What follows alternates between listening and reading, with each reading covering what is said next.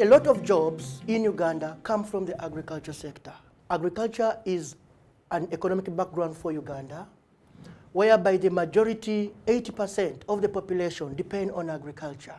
Agriculture depends on 2.5 million family farms.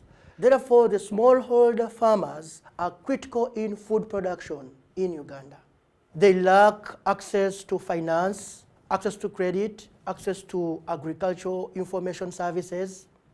Yet, if these services are provided to them, they are capable of not only feeding their stomachs, but also feeding the entire village as well as the entire country.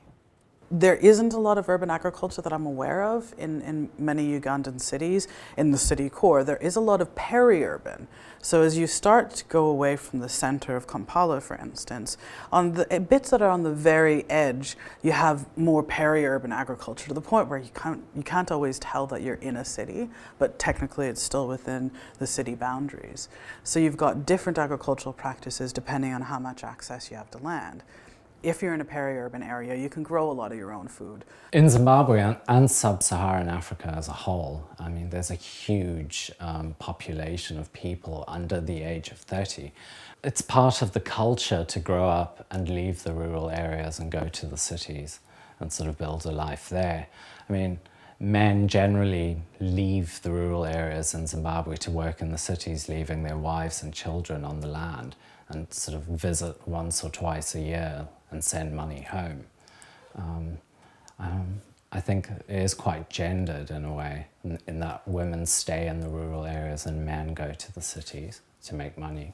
I think getting them involved in agriculture will lead to greater development in that sector and expansion of subsistence farming into more commercial areas. I would say people in Sub-Saharan Africa have a much better idea about where their food comes from, simply because they grow most of it themselves.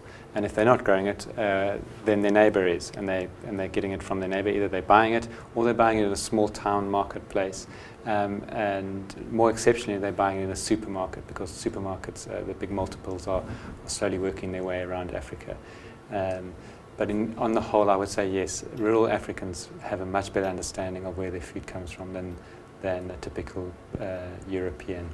There's increasing concern around the risk of what we're putting into our bodies, because what you eat is what you become, right? I mean, literally, that's what goes into the fibers of your very being, and so there's a great concern about that.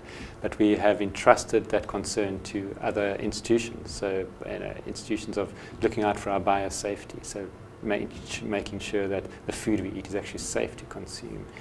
And that's not the case in Sub-Saharan African countries. People are very self-reliant. They don't have institutions that intercept and will be testing food to make sure that it's safe, whether the meat is safe or food is edible. And so they have to rely on their own ability to be able to adjudge that and determine whether their food is safe for them to consume. And so you do have disease outbreaks because people don't have the sophisticated scientific, laboratory-based expertise to be able to ascertain whether their food is really safe or not. But on the whole, they have a much better idea of what they're eating and where it's come from. So in virtually every African village, there'll be people who are the slaughterers, who slaughter pigs, goats, cattle, and so on.